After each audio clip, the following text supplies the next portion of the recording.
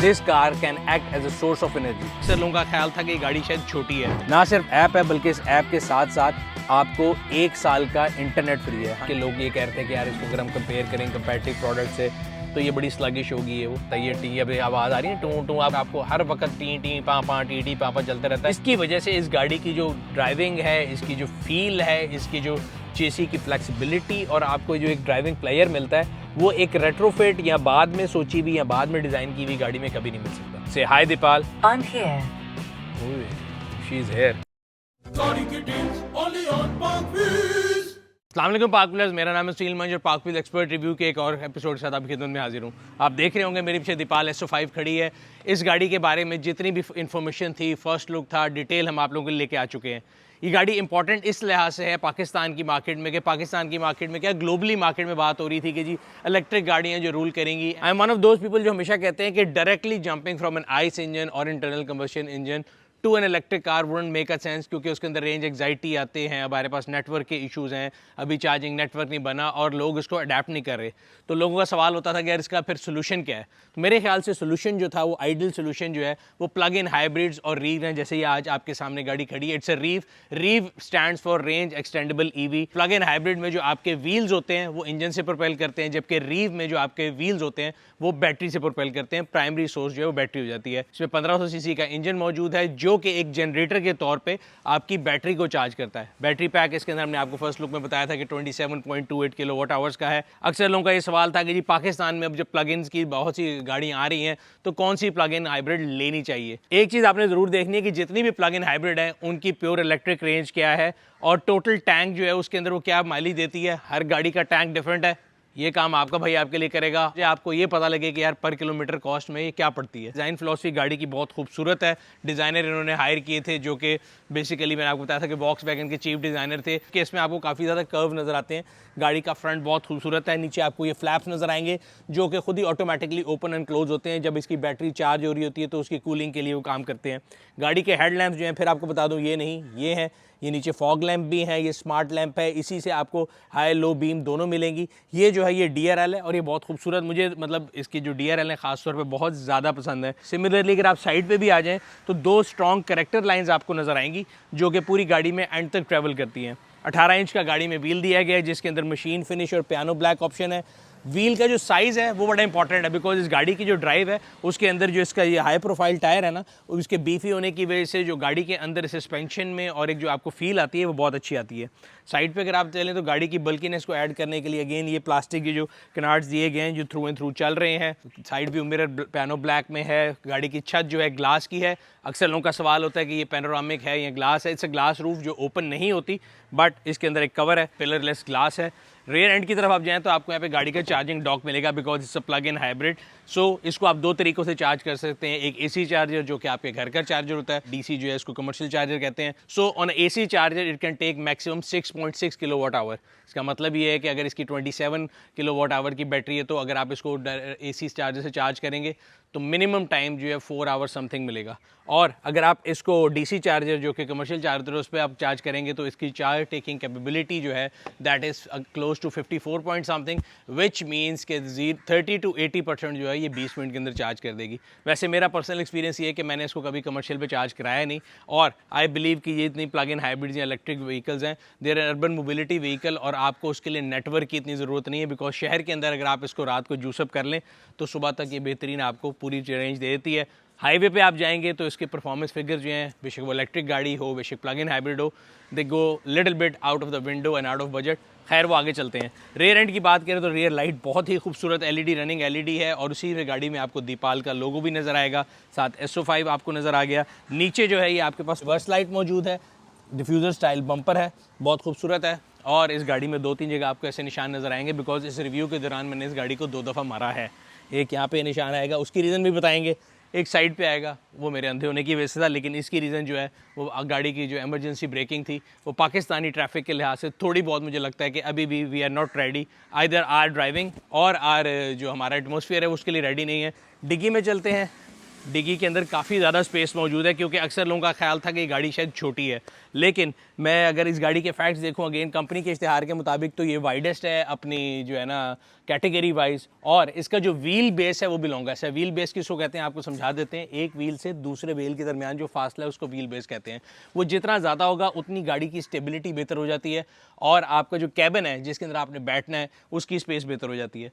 फिलहाल हम boot space की बात कर रहे थे, तो बूट स्पेस काफ़ी ज़्यादा है। अगर आपने इस पर हाईवे पे भी ट्रैवल करना हो तो I think there is lot of space. 60-40 split है, अगली सीट को आप आगे करके उसमें अगर आपने मज़ीद सामान रखना है तो आप रख सकते हैं, लेकिन हाईवे पे भी अगर आप इसको लेके जाएंगे तो I think there is enough of space. चलते हैं अंदर और आपको बताते हैं कि गाड़ी की ड्राइव के बारे में, और मोस्ट इंपॉर्टेंटली जो उसकी एवरेज निकली है वो क्या निकली है।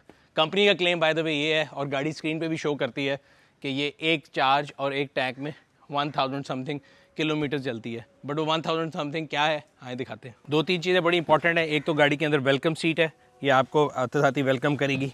दूसरा, आपको गाड़ी को स्टार्ट कहीं से नहीं करना है, आपके जेब में चाबी है तो गाड़ी ऑलरेडी स्टार्ट होती है। एक और चीज़ बड़ी इंपॉर्टेंट है, जब आप इस गाड़ी के अंदर बैठते हैं ना सिर्फ एक वेलकम सीट है, बल्कि अगर आप इसको एडजस्ट करेंगे तो ये आपको बताएगा कि जी आपने इसको सेव करना है, तो इसके अंदर मेमोरी सीट्स भी है। अगली दोनों सीट्स जो हैं वो हीटेड वेंटिलेटेड मेमोरी सीट्स हैं, बल्कि पैसेंजर सीट जो है उसमें ज़ीरो ग्रेविटी सीट भी है, जो कंप्लीट थाई सपोर्ट मिलती है। एंड मैंने इसको एक्सटेंसिवली यूज़ किया, बेहतरीन एक फीलिंग मिलती है इसकी वजह से। इसके अलावा भी जितने भी लोग मेरे साथ बैठे हैं गाड़ी में, उन्होंने ये बात हर एक ने की है कि इसकी जो सीट्स हैं, बेशक वो अगली सीट्स हैं पिछली सीट्स हैं, इस पर जो लेदराइट यूज़ किया गया है, जो मटीरियल यूज़ किया गया है, इट्स एक्स्ट्रा सॉफ्ट। और ड्राइविंग सीट जो है that is 8 way adjustable with lumbar sport. Passenger seat जो है वो 6 वे एडजस्टेबल है। जो इसके इंटीरियर है वो भी थोड़ा मुझे ऐसे लगता है कि I am sitting in a spaceship, because पहली बारी मैं कोई ऐसी गाड़ी चला रहा हूँ जहाँ पे कोई स्पीडोमीटर ही नहीं है।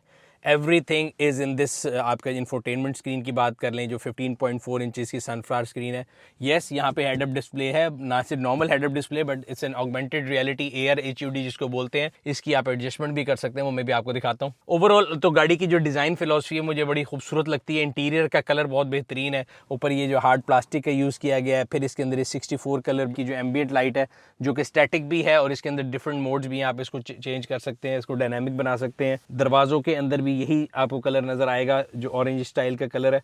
एंड ये जो साउंड सिस्टम है इसका, इसमें दीपाल का ऑडियो सिस्टम है, इसमें 14 स्पीकर हैं, यहाँ पे भी है, यहाँ पे भी है। And if you are an audio lover you would actually love the output of this system. यहाँ पे वायरलेस चार्जर है 50 वोल्ट का, इसके साइड पे एक और जगह भी है, यहाँ भी एक एम्बिएंट लाइट जलती है। सनफ्लावर स्क्रीन का मैं आपको बता था, सनफ्लावर स्क्रीन का फ़ायदा ये होता है कि ये आपकी तरफ देख लेती है। सनफ्लावर सूरज की तरफ जाता है, तो इस केस में मैं इसके लिए सूरज हूँ, ये मेरी तरफ आ गई है। If I want to keep it on the centre तो मैं यहाँ से इसको जो है स्क्रीन फेसिंग राइट अभी हुआ है, इसको दबा हटा दूंगा, ये सेंटर में चला जाएगा। अगर मैं इसको और करना चाहता हूँ सेंटर डिस्प्ले के बाद उधर पैसेंजर की तरफ करना चाहता हूँ तो आप इसको अपनी मर्जी से एडजस्ट कर सकते हैं। इसी तरह इसके आपके डिफरेंट शॉर्टकट आप स्क्रीन में देख सकते हैं कि ड्राइविंग पोजीशन आपने अगर उसकी सेट की हुई है तो क्या है। आपकी पेट मोड भी है इस गाड़ी के अंदर, इसकी आप डिस्प्ले की अगर आपने इसको चेंज करना है ये कर सकते हैं। ये आपके हेड अप डिस्प्ले की जो मैं आपको एडजस्टमेंट की बात कर रहा था, तो उसको आप ऊपर नीचे करना, ब्राइट करना, डिफरेंट एडजस्टमेंट जो है ना उसकी आप कर सकते हैं, और मोड को भी कर सकते हैं। इसके अलावा गाड़ी के काफ़ी फंक्शन जो है वो आप इससे इस्तेमाल कर सकते हैं। स्क्रीन बहुत ज़्यादा रिस्पॉन्सिव है। एग्जाम्पल है, लेट्स से मैंने अगर इसका स्क्रीन का कवर करना है या मैंने अपना शीशा नीचे करना है, अगेन मुझे लगता है थोड़े मार्केटिंग का स्टाइल ज़्यादा है। अब ये शीशा नीचे करने के लिए मैं इसको यहाँ से नीचे कर रहा हूँ तो नीचे हो गया। पैसेंजर साइड का मैंने किया, यहाँ से नहीं मैं जा सकता था, यहाँ से भी कर सकता था। इसके अलावा जब आपने इसमें पेट्रोल डलवाना होता है तो इसका जो फ्यूल का जो लिड है वो भी यहीं से अनलॉक होता है। So yes, it's very smart in that sense. इसके अलावा यहाँ पे सबसे इंपॉर्टेंट चीज़ जो है इस गाड़ी के अंदर, क्योंकि इसके अंदर कोई मीटर नहीं है, यही इस गाड़ी का मीटर है जो आपको सारी इन्फॉर्मेशन दे रहा है कि गाड़ी पार्क में है, रेडी है, लाइट्स ऑन है, पार्किंग इंगेज है। पीछे बैठे वाले जो मेरे साथ कैमरामैन बैठे हैं उन्होंने सीट बेल्ट नहीं लगाई। ये आपकी मोबाइल के सारी कनेक्टिविटी टाइम दे रहा है। ये जो है ना, ये गाड़ी का ओडोमीटर अक्सर लोग ढूंढ रहे होते हैं। तो जब गाड़ी पार्किंग में होगी और आप इसको दबाएंगे, सो ये इस गाड़ी का ओडोमीटर है। मैंने टोटल इस गाड़ी को 8910 किलोमीटर, ये मैं पिछले 2 महीने से इस गाड़ी को चला रहा हूँ। कम अज़ कम मेरा ख्याल है 5 ऑटो शोज़ और मेलाज जो हैं उस पर मैं इस गाड़ी पे गया हूँ, एंड और उसको मैंने एक्सटेंसिवली इस्तेमाल किया है। ये इसकी फ्यूल एवरेज दे रहा है, फ्यूल माइलेज दे रहा है, एवरेज एनर्जी दे रहा है, एनर्जी की माइलेज दे रहा है। सो लास्ट जब ये अभी तक की जो लास्ट इसकी थी ना आफ्टर ड्राइविंग रिचार्जिंग जो थी, ये उसकी वो दे रहा है। और ये रिचार्ज मैंने इसको आज सुबह किया था। अब आ जाते हैं उस क्लेम के ऊपर जो 1000+ का क्लेम था। ये देखें जी, ये आ गया 1058 यानी 1058 किलोमीटर की ये गाड़ी अभी रेंज दे रही है। फ्यूल टैंक के ऊपर 853 है, अभी फ्यूल थोड़ा यूज़ कर दिया है। और 205 किलोमीटर भी इसको मैंने 100% चार्ज किया था। अक्सर लोगों का सवाल ही होता है कि इसका मतलब है 1000 किलोमीटर, और बहुत से लोग जो है ना लाहौर इस्लामाबाद, लाहौर कराची के जो फिगर्स हैं ना वो करते हैं कि जी उन्ना कार आंदी है। सबसे पहली बात तो ये नोटिस करने की, ऑटो मैन्युफैक्चरर आपको हमेशा जो है सबसे लीनियंट यानी सबसे ज़्यादा अच्छी फ्यूल एवरेज बताएगा। इलेक्ट्रिक गाड़ियों में एक टर्म यूज़ होती है NEDC, then there is WLTP, then there is EPA। NEDC जो है वो सबसे जो है कहते हैं ना वीक स्टैंडर्ड है, जो सबसे ज़्यादा माइलेज देगा। तो आप ये नोटिस करेंगे कि ये 1058 किलोमीटर के साथ NEDC लिखा हुआ है। सो ये 1058 है, हम कहते हैं कि जी वो 98 थी, 2% और भी ऐड करते हैं 1080 के क्लेम पे चले जाते हैं कि कंपनी 1000 प्लस का गाड़ी कह रही है 1080। इसका मतलब है कि ये WLTP 918 and 786 kilometre on EPA। So EPA is मेरे मुताबिक जो मैंने अपने तजर्बे से सीखा है, EPA is close to reality, जो कि आपको एक्चुअल लाइफ में मिलेगा। ये एक आइडियल स्टैंडर्ड ज़रूर है। NEDC जो है वो शायद एक विश लिस्ट हो सकती है, बट एक्चुअल में मुझे नहीं मिला। बहुत इंपॉर्टेंट चीज़ ये है कि अगर हम इसके ADAS की जो है लिस्ट अगर निकालना शुरू करेंगे, सो वो बड़ी अनलिमिटेड एग्जॉस्टिव लिस्ट है, और इसमें लेवल 2 ADAS मैंने आपको बताया है। तो इसके अंदर जो है ना आप लेन कीप असिस्ट कर लें, लेन सेंटर कीप कर लें, लेन डिपार्ट वार्निंग कर लें, फ्रंट में जो है मिटिगेशन कर लें, फ्रंट कोलिजन वार्निंग कर लें, फ्रंट ब्रेकिंग कर लें, रेयर क्रॉस ट्रैफिक अलर्ट कर लें, रेयर कोलिजन वार्निंग कर लें, रेयर ब्रेकिंग कर लें। तमाम इस गाड़ी के अंदर ना वो दुनिया जहान की चीज़ें मौजूद हैं, और आप उसके डिफरेंट लेवल जो है ना उनको भी सेट कर सकते हैं। इसके अंदर जितने इसके ADAS के फीचर हैं, लेन डिपार्चर असिस्ट मोड, उसमें आप अर्ली वार्निंग कर सकते हैं, करेक्शन कर सकते हैं, करेक्शन प्लस वार्निंग कर सकते हैं, और उसके डिफरेंट सेंसिटिविटी लेवल को भी एडजस्ट कर सकते हैं। सबसे इंपॉर्टेंट चीज़ जो है मैं आपको करके दिखाऊंगा वो इसके अंदर जो है ना अडेप्टिव क्रूज कंट्रोल है, बल्कि स्मार्ट क्रूज कंट्रोल है। वो आगे चल के आपको बताते हैं। अब आते हैं उस पार्ट पे जो मैं आपको बता रहा था कि बाहर मैंने गाड़ी को 1-2 दफ़ा मारा भी है। हमारे यहाँ पे होता ये कि आप सड़क पे जा रहे हैं, लोग फुटपाथ से एकदम जंप मार के आते हैं, और उन्होंने कैलकुलेशन की होती है कि वो निकल के चले जाएंगे। बट ये गाड़ियाँ जिनके अंदर भी ये फ्रंट जो कोलिजन वार्निंग है या फ्रंट ब्रेकिंग है ऑटोमेटिक, वो ये नहीं समझती, ये एकदम ब्रेक लगा देती हैं फुल जैम। हमारी ड्राइविंग की फॉल्ट है, and we need to adapt either, और हमें हर दफ़ा आके इसकी जो है ना इस सिस्टम के अंदर आपको ये बंद करना पड़ता है। बंद करने वाली जो चीज़ है ना वो मुझे ये है कि हर दफ़ा आपको याद नहीं रह सकती। इसमें एक और फंक्शन बड़ा इंपॉर्टेंट है इस गाड़ी में, जो कि काफ़ी लोगों को शायद समझ नहीं आया था जब हम लोगों ने इसकी रील बनाई थी, जो इसकी प्राइस रिवील थी। तो जब मैं इसके बाहर खड़ा था तो इस गाड़ी में कोई ड्राइवर मौजूद नहीं था। इसको बोलते हैं remote straight in and out.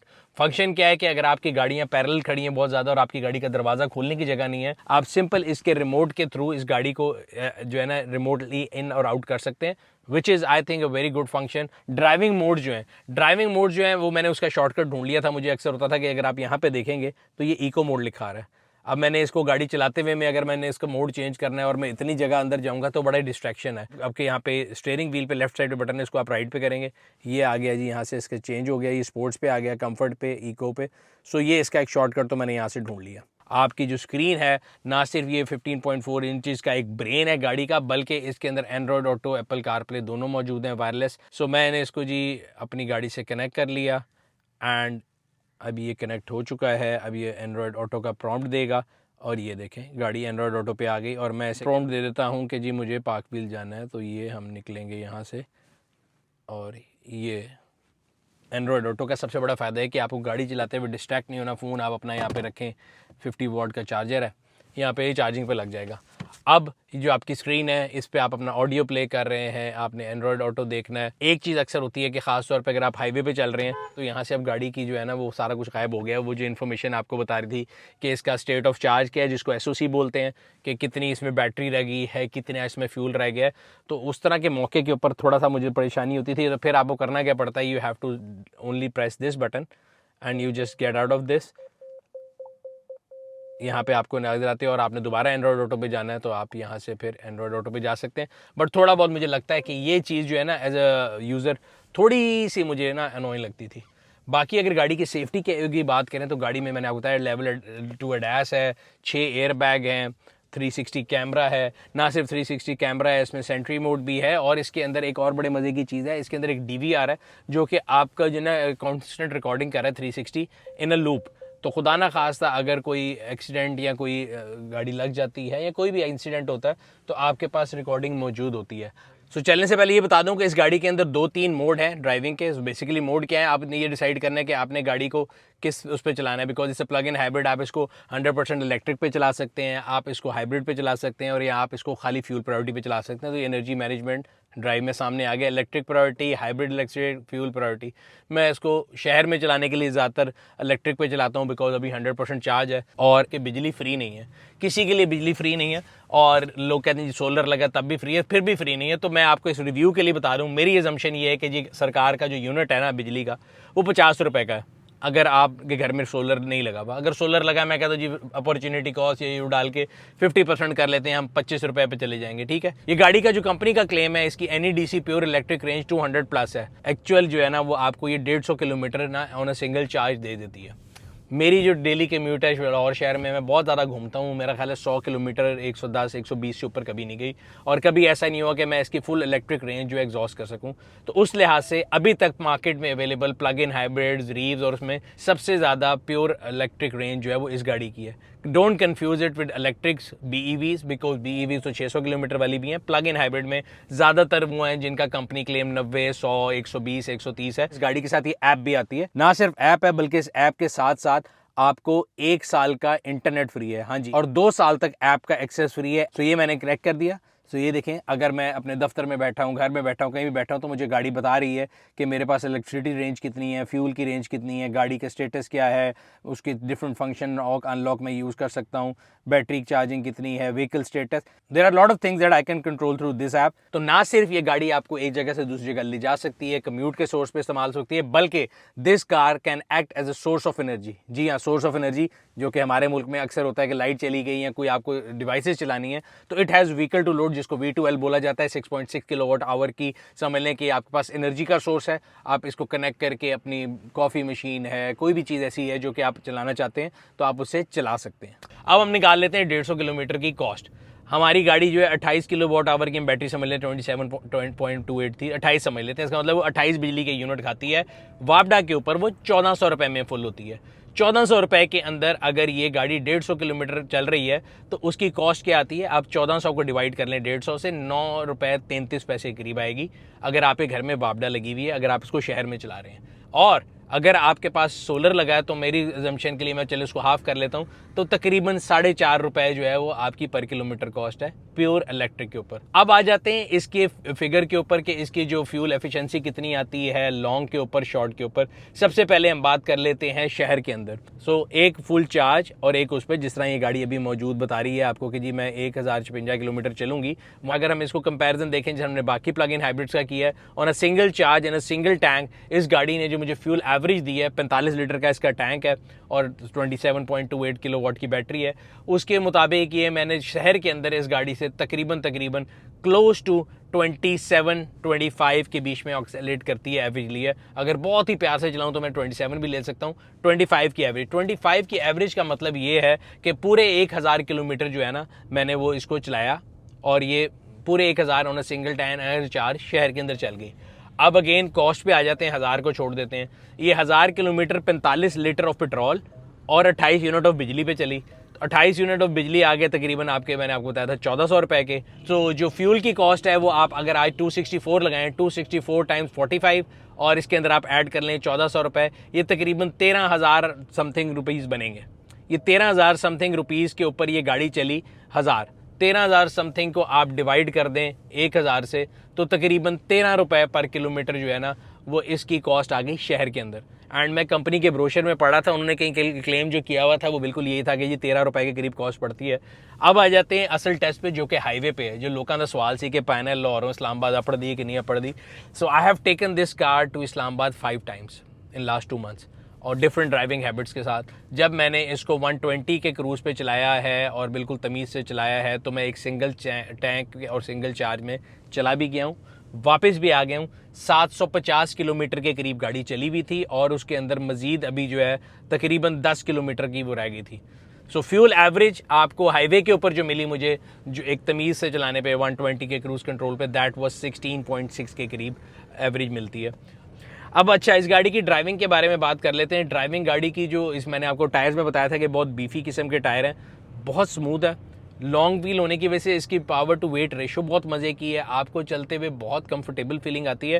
Eight times मैं परेशान हो गया था, मुझे लगा कि इसकी जो सस्पेंशन है इसमें शायद हाइट कंट्रोल है या इसमें जो है ना एयरमैटिक सस्पेंशन है, बिकॉज ये बहुत स्मूथ थी और इसका रिस्पॉन्स बहुत अच्छा था। अब ये खास तौर पे मैं इस टाइम पे इसको कैट आइस के ऊपर से गुजारा हूँ ताकि आपको फील हो। तो टायर के मोटे होने की वजह से जो आपको ज़्यादातर शॉक्स या खड्डे हैं वो आपको अंदर फील नहीं होते, which is very good. Stability wise भी मैंने इस गाड़ी को हाईवे पे चलाया और मैंने सिर्फ चेक करने के लिए भी चेक किया, तो अच्छी स्पीड पे भी अगर आप इसके टर्न्स और कर्व पे लेके जाते हैं तो गाड़ी कहीं भी निकलती नहीं है, कोई अंडर स्टेयर कोई ओवर स्टेयर आपको फील नहीं होता, विच इज़ वेरी गुड। अभी सामने एक रोड साइन आ रहा है 60 का और वो रोड साइन आ रहा है 40 का। अगर अब आप गाड़ी चला रहे होंगे ना तो ये वो HTV के साइन को भी 40 का पकड़ लेती है और अभी 40 के साइन के ऊपर आपको ना वार्निंग देना शुरू कर देगी, जो मुझे बड़ा अनोइंग लगता है। ये टी अभी आवाज़ आ रही है टू टू, आप गाड़ी चला रहे होते हैं कॉन्स्टेंटली, आपको ना ये अनॉय करता है। I don't know how to turn this off, either I have to turn it off every time और I will request the company के भाई आप इसको किसी तरह या तो ऑफ कर दें या इसको टेम्परेरी नहीं परमानेंट ऑफ करने का सोल्यूशन डाल दें। ये बहुत अनोइंग है, खासतौर पर जब आपका फ़ोन कनेक्टेड हो, आप कॉल पे बात कर रहे हो या म्यूज़िक भी सुन रहे हो, तो ये इतनी ज़्यादा वार्निंग देती है, कभी लेन डिपार्ट वार्निंग, कभी लेन कीप वार्निंग, कभी ये इसकी वार्निंग है। यहाँ पे आपको सामने लाइन में नज़र आ रहे होंगे सारे फंक्शन। अभी भी पीछे वाले ने हालांकि सीट बेल्ट बांध ली है, फिर भी ये रेड दे रहा है, पता नहीं क्यों दे रहा है, लेकिन ये जो है ना आपको सारे फंक्शन जो है ना ये तंग करते रहते हैं और आपको हर वक्त टी टी पा टी टी पा चलते रहता है। एक चीज़ जो कि एडास का फंक्शन मुझे बड़ा हेल्पफुल लगता है वो है ब्लाइंड स्पॉट मॉनिटर। खास तौर पे जब आप रात की तरफ गाड़ी चला रहे हो, जो एम्बिट लाइट पूरी अगर मैरून कलर में चल रही है, सो एक तरफ से जिस तरफ से ट्रैफिक आ रही होगी उस तरफ से वो येलो साइन इसमें आना शुरू हो जाएगा। एक तो आपके शीशे में आता है, एक आपकी एम्बिट लाइट के अंदर भी साइन आना शुरू हो जाता है, जो कि मुझे लगता है बहुत हेल्पफुल है। जो इसका क्रूज कंट्रोल लगाना है वो बड़ा इंपॉर्टेंट है। ये जो आपका गियर लिवर है इसको एक दफ़ा नीचे प्रेस करना है तो ये लिखा गया smart cruise control activated. Smart में करना ये कि गाड़ी स्टीयर भी खुद करेगी, आपने सिर्फ स्टीयरिंग पे हाथ रखना है, सड़क मुड़ रही होगी ये गाड़ी खुद ही कर्व पे भी मूव करेगी, स्टेयर करेगी और बड़ा इफेक्टिवली करेगी। सिमिलरली इसमें ये आप जो है ना सामने का ये देख रहे हैं डिस्टेंस को भी एडजस्ट कर सकते हैं। आपने एक गाड़ी का फासला रखना है, 2 का रखना है, 3 का रखना है। बाकी एक और बहुत अच्छी इसके अंदर ऑप्शन है कि खास तौर पे जो इसमें कॉर्नरिंग कैमरा मौजूद है, so when U turn on the indicator signal और आप एक लो स्पीड पे होते हैं कि अगर आपने कहीं ट्रैफिक से मनूवर करना हो तो ये देखें आपको राइट टाइम पे व्यू दिखा रहा है रियल टाइम पे, और मैं ये कैट आई से कितना दूर हूँ ये भी दिखा रहा है, तो विच इज़ वेरी हेल्पफुल। कमी जो मुझे महसूस होती है वो ये होती है कि अगर दौरान ड्राइविंग मैंने इसका कोई चीज़ चेंज करनी है, कोई मोड चेंज करना है, कुछ भी करना है, I have to go to this screen, which at times मुझे लगता है कि थोड़ी बहुत नहीं काफ़ी ज़्यादा इनफैक्ट मुझे लगता है कि वो जो है ना डिस्ट्रैक्टिव हो जाती है। हैड देयर बीन यहाँ पे कोई हार्ड बटन्स होते हैं, वो ट्रैक्शन कंट्रोल का है, वो मोड चेंज का है, वो किसी भी चीज़ का है, तो वो मुझे थोड़ा आसानी हो जाती है। वरना वैसे अगर आपने इसमें कोई ना कोई शॉर्टकट ऐड करने हैं तो आप यहाँ पे शॉर्टकट ऐड कर सकते हैं, अपना फेवरेट बटन डाल सकते हैं। एक इसके अंदर जो है आपको असिस्टेंट भी साथ मिली है, तो अगर आप इससे बात करना चाहें तो थोड़ी बहुत आपको अंग्रेज़ी सीखनी पड़ेगी, तो आप दीपाल जो है ना, इफ़ यू से hi Deepal, I am here, ओए शी इज़ हेयर, सो आप उससे बात कर सकते हैं। अगेन मुझे लगता है कि जो इस तरह के फीचर होते हैं ना ये more of a marketing gimmick हैं। और एक चीज़ इसमें बड़ी अच्छी है, मैं क्योंकि आजकल फॉग स्मॉग का दिन है तो अक्सर मैं गाड़ी में बैठता हूँ तो गाड़ी खुद ही कहती है कि जी गाड़ी में ह्यूमिडिटी ज़्यादा है, तो ऑटोमेटिकली वो डिफॉगर भी ऑन कर देती है। एक चीज़ जो इस गाड़ी के बारे में लोगों का सवाल था, because when this car was launch, तो मेरे ख्याल से इसका नेक टू नेक कंपटीशन जो है ना वो जैको J7 के साथ करते हैं। मैंने अभी तक J7 जो है जैको, वो भी प्लग इन हाइब्रिड है, उसका मैंने रिव्यू नहीं किया, एक्सपर्ट रिव्यू फर्स्ट लुक किया हुआ है, और उनका क्लेम 1200 किलोमीटर समथिंग का है, बट अगेन उसका जो फ्यूल टैंक है वो 65 लीटर का है, इसका 45 लीटर का है। सरप्राइजिंगली जो इसके पावर फिगर्स हैं वो मैं देख रहा था कि जैको J7 से जो है ना वो नीचे हैं। आपके सामने स्क्रीन में मैं चला भी दूंगा, कंपैरिजन दोनों का आप कर सकते हैं कि हॉर्स पावर में भी एंड टॉर्क में भी ये जैको J7 से कम है, लेकिन इसका 0 to 100 जो है वो जैको J7 से जो है वो बेहतर है। उसकी रीज़न मेरा ख्याल है बिकॉज इसका जो बैटरी पैक है that is the biggest in the category. जो मैं आपको बार बार बता रहा हूँ कि जितनी प्लग इन हाइब्रिड्स और रीव्स हैं उनमें सबसे बड़ा बैटरी पैक इसका है। और वो लोग जिनका ख्याल ये है कि इस गाड़ी में शायद पावर की कमी है, तो मैं आपको बड़ा क्लियरली बता दूँ, मैंने इस गाड़ी को बड़ा एक्सटेंसिवली चलाया है, और अगर आप इस गाड़ी को तेज़ करके चलाना चाहते हैं तो जैसे मैं आपको करके दिखा देता हूँ। सो वैसे तो नहीं तेज़ चलाना चाहिए, लेकिन अब ये स्पोर्ट्स मोड में है और मैं अभी नॉर्मल क्रूज़ कर रहा हूँ। The moment I push the accelerator pedal it goes off like this, ये देखें, इट्स एक्चुअली वेरी क्विक। और अगेन रस्म दुनिया भी है, मौका भी, दस्तूर भी है, हम आप लोगों के लिए 0 to 100 जो है वो करके भी साथ लगा देते हैं।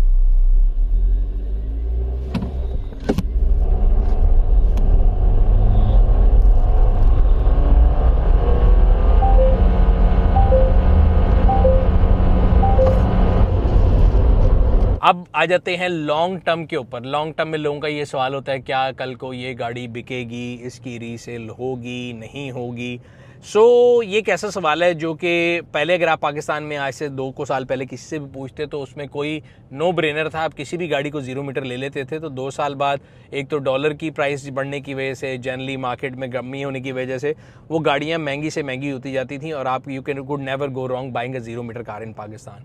Things have change now. अब it's not a producers market, it's a consumer market. और आप देख रहे हैं कि ये गाड़ी या बहुत सी और गाड़ियाँ ये जिस प्राइस ब्रैकेट में, ये भी 1 करोड़ रुपए की इंट्रोडक्टरी प्राइस पे लॉन्च हुई है, अगर ये गाड़ी आज से साल पहले लॉन्च हुई होती तो मैं आपको गारंटी दे सकता हूँ कि ये गाड़ी 125 130 पे भी अच्छा परफॉर्म करती। मेरे ख्याल से 1 करोड़ रुपए is a true value to money off for this car. ये एक इंट्रोडक्टरी प्राइस है।